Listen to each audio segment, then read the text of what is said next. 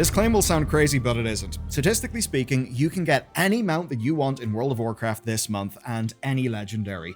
In fact, you can get loads of them, and that's because Blizzard just turned on Collector's Bounty. And to make it all better today, I'm going to help you massively improve your results. But first, it's probably worth knowing how it actually works so you actually know what to expect. We're going to use something fancy called geometric distribution. Don't worry about the nerdy stuff. Here's the rub, right?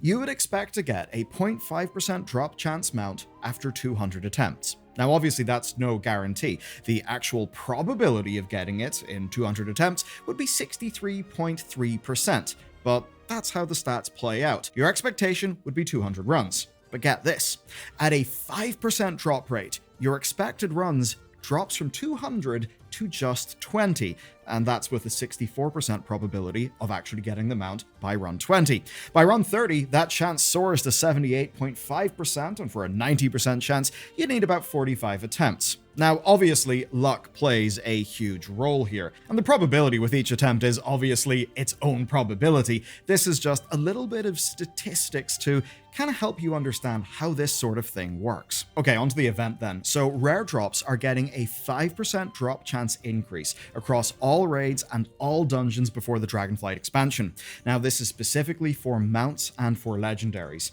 Now, considering that most super rare mounts have between a 0.5% and 1% drop chance, this is basically in the range of between 5 and 10 times the drop chance. And for legendaries and mounts like, say, KT's White Hawkstrider, it's a little bit closer to double, from around 5% to around 10%. But that's actually not all. Blizzard have made another change where all dungeon and raid bosses from before Dragonflight will drop twice as much gear as they did before. So if you want to beef out your transmog collection, this is a wonderful time to do that. Sadly though, we do not have confirmation if this applies to some of those special items like the Tusks of Manaroth or Teshalak, which drops from Agrimar. But even so, July is a farmer's dream, because with that 5% drop rate, if you do as little as 5 runs for an item that you want every week this month, then statistically, you could actually expect to get it. First is deciding what items you want. So if you already know, just use the chapters in the video to skip ahead. But if you want some ideas, here's a list of big ticket items that are impacted by this. On these, the plus 5% drop chance will matter the most because these have all got tiny base drop rates. And because they're from raids, they're only farmable once a week a character. So focus on these before you focus on any dungeon mounts because, well, the dungeon ones are going to be much easier to farm. That's only some of the rewards on offer. So if you've already got most of those, or it's just a stack of mounts that you're after, here's a really useful tool. It's called completionism.net, and it's got a collector's bounty page. This will show every mount that the extra drop rate applies to, and if you log in, whether or not you have that mount. Wowhead tooltips will also show, so you can basically see where it's from. So if you see something specific that you want, go get that. But if you want more of a quantity over quality approach, Simple Armory has got a planner. It's essentially built for super efficient farming, and it'll just take you step by step through every mount drop that you don't already have. Now, if you're more interested in the transmog side of things, outside of, say, browsing the subreddit for ideas, there's another simple way to window shop, and that's just leafing through the appearances and set tabs in the game. And if you want to track a specific item, good news, WoW actually supports that now. So if you spot a weapon or whatever it is that you want, just shift-click, and that will basically track that item like it's a quest. And that's complete with there being a pin that will direct you to the dungeon or raid. And it's actually better at routing than we were.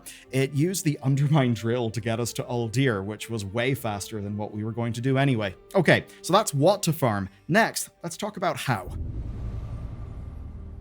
You probably know the basics, but I'll summarize them anyway. So, get to the raid, wreck it, get out. Fairly simple. And if it's the Siege of Orgrimmar, or it's just a raid that took place after Mists of Pandaria, well, just change your difficulty setting and go in again. Now, if it's a raid that's older than that, well, you'll just have to come back on another alt. There's some other nice tips as well. As an example, there are LFR NPCs. Those will let you just very quickly hop into a specific part of a given raid, and that'll let you farm the mount. And that's available all the way up from Mists to Shadowlands. So as an example, that could be you queuing diving into LFR Dazara Lore's Last Wing to just quickly kill Jaina for the Gmod mount. And if you know that, then you probably also know that you can run on any class for transmog now. That's because earning transmog is no longer class restricted like it was before the War Within. So if you get a cloth drop on your plate character, that's completely fine. You will get the appearance. That's all great, but do you know what class is the fastest to run these with? Because we do. So we had a little bit of a contest to find out.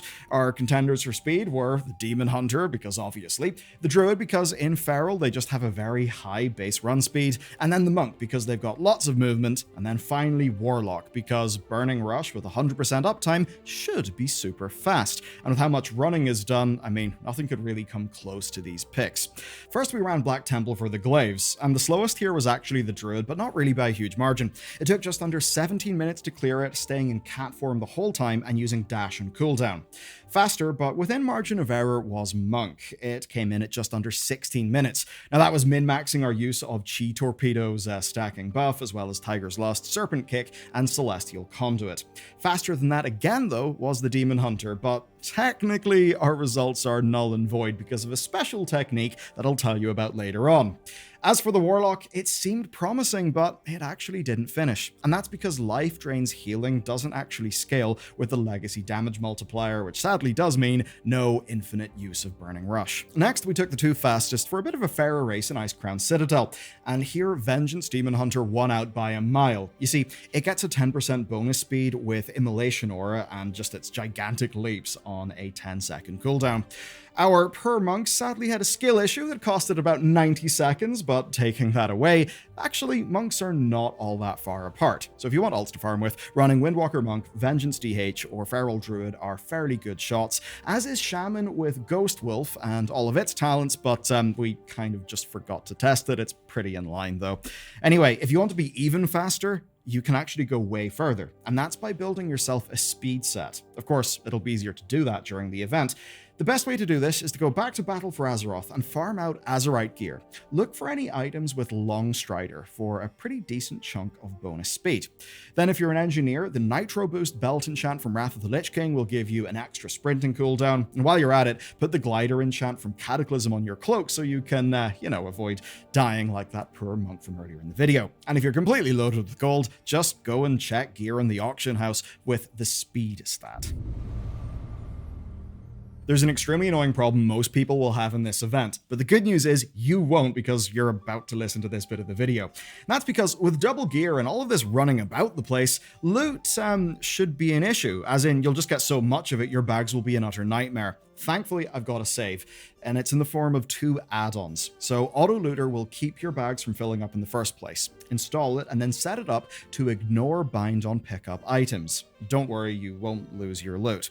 I'll explain why in a second. Okay, then you want to make sure that you turn off Blizzard's auto loot so that the add-on can just go and work its magic. And what'll happen here is it will pick up money, trade items, and BOEs, but only above a certain value that you set. Every BOP item will be left on the boss's corpse, which is actually good. It means that whenever you leave the instance, that stuff, that loot, will be mailed to the postmaster, meaning that instead of juggling through your bags all of the time, well, you can just pick it all up super fast automatically from the mail. Though even with that, you'd normally have loads of vendoring to do. But good news, the second savior is just called Vendor. You see, now that you can just vendor everything and get the appearances automatically, you can just do that, and automatically. You can set this add-on up to sell or destroy whatever you want with just one button. It's so easy. So just open the config, tick the green, blue, and purple boxes, and just let it sell all of your newly farmed gear completely effortlessly. So basically, what you do is you go to the mailbox, you fill up your bags, you very, very quickly sell it and, get a whole bunch of gold, but also all the appearances. Then you just go back to the mailbox, rinse and repeat a few times, and you will automatically have processed hundreds of bits of loot that normally would have taken you just loads of headaches and loads of annoyance. So, in practice then, you can run through, skip looting the bosses, which will speed up your run times, and only click on mob packs for extra things to sell for cash. Now, obviously, if you're after a certain item, well, check to see if that item dropped. But the point is, with this setup, you will get effortless looting, 0 bag problems, and you will lose out on nothing of value.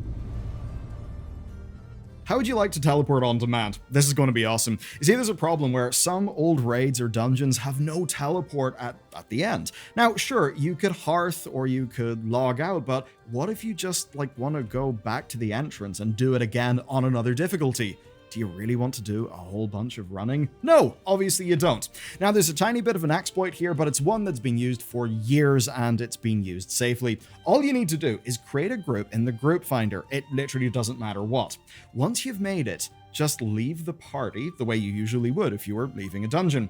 After a few seconds, that will trigger the graveyard teleport, which will just take you back outside in just over a minute. And obviously, in so many cases, this is just way faster than running, but it also, gives you some time to go grab a drink or figure out where you're going to go next. So that's quite good. But running through and leaving an instance is one thing. What about getting to instances? Well, here's where I've got a few tips for you. And part of this is just new game functionality. You see, like with the item tracking, the game will actually optimize the route to an instance for you. To do this, just open it in the dungeon journal, then click and show map. Then click on the area that it's in and look for the green circle. Basically, you can just click in that green circle and you will have the map then point you towards it. So it'll basically tell you how to path your character there. It'll tell you what teleports to use, all of that stuff. It's an oddly good feature. That's a good baseline way to get around, but if you already know where you're going, then make sure that you use all the tools at your disposal, because there's ones that the game won't be able to recommend for you. It'll recommend, say, all portals in the portal room and the cataclysm portals in the cities as well, but it won't recommend other tricks like using engineering wormholes.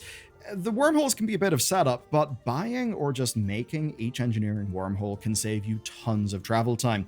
Also, they're toys, you see. So if you have all of your alts trained as engineers, they can just share the one wormhole. It's so easy, and this can get you to raids and dungeons across most of the game. They cover Wrath, Pandaria, Draenor, Legion, BFA, and Shadowlands. Also, do make sure to get the Capital City teleport cloaks from the guild vendor. These are on a long cooldown, but just having a teleport to Stormwind or Orgrimmar is just really handy. And putting this all together and running all of this through the whole month of July, I mean, man, you're already saving hours upon hours upon hours. But good news, I've actually got some more tips which are going to make it even better. All right, time to finish off with a few specific tips. These are fairly big ones that will save you tons of time going for legendaries or just some of the other massively rare items that loads of us, me included, really want. Number 1, power matters. If you're doing raids in BFA or Shadowlands, your character's power will or might still matter. So if your main class is something slow like a paladin, it's still worth bringing them for, say, mythic runs of those raids.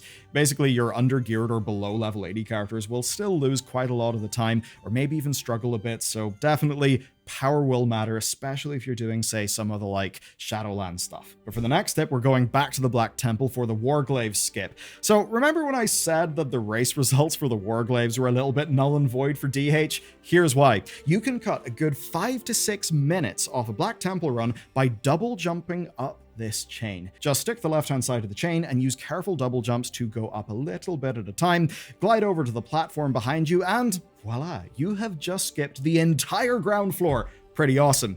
Now, there's actually a quick way for Alliance people to get to the Black Temple as well. You see, with the Garrison Hearthstone and the ever-shifting mirror from TBC Timewalking, you can use this portal outside the Alliance Garrison to basically show up in Outlands' Shadowmoon Valley, which gets you straight there. Of course, if you're a Horde person, then going to Orgrimmar, then Shattrath, then flying is going to be your best bet, but at least with dragon riding, it's pretty damn quick. Next, insane parkour. This is not going to save you much time, but it will save you a bit of time, and it's kind of a fun skip to do. So, DHs, monks, warlocks, and mages can do this in the Molten Core, and it's actually the kind of skip that you should be on the lookout for everywhere that you go. So if you discover one, let the rest of us know. When jumping down to Golmag, you can jump down and then mid-air throw a glaive and ventral retreat. And if you do this right, you'll be able to avoid the run back. That's how Demon Hunters do it, of course, with Demonic Circle, Displacement, and Transcendence. You can do the same with those other classes if you are fast enough. Okay, Tusks of Manaroth and the Jaina Mount. Those are two things that people really want. Now, the Tusks of Manaroth is from Garrosh. Here's some good news. If you weren't playing when this was added, you may have missed this, but basically, if you've got at least one kill of Garrosh, then this scroll will appear, and it'll just let you teleport straight to him. So it's literally purpose-built for farming Tusks. And if you use this along with the instance leaving trick, you can speed up this farm massively because, of course, you can try it on both heroic and mythic difficulty. Now, there's also a similar skip available for the Jaina mythic mount. Basically, just kill her once in mythic difficulty and then talk to an NPC at the entrance. Once you do that, you'll be able to skip to her on any of your ults this week, or of course, on your main next reset once the instance resets. Pretty snazzy. This will save you loads of time. You can basically be in and out in a few minutes tops. And of course, on top of all that, the usual raid skip quests do exist as well. Also, there's a time saver for farming Invincible that at least some people don't know about. So you actually haven't needed to bring a healing class or bandages to ICC now, and that's because the boss that requires healing is actually now optional. So after the Valkyr, you can just run straight past the dragon and the liches and straight to Sindragosa. And look, I left this at the end of the video because most of you probably already knew that, but maybe you didn't. Anyway, if you've got any more specific tips, feel free to leave them down below in the comments. Good luck, everyone. Happy farming. And if you want to learn all about patch 11.2 and how, actually in quite a few ways, things are looking up. I mean, certainly comparing that pretty cringe cinematic from 11.17 to the narrative stuff going on in 11.2, oh, it's crazy whiplash. And you can find out all about it in this next video.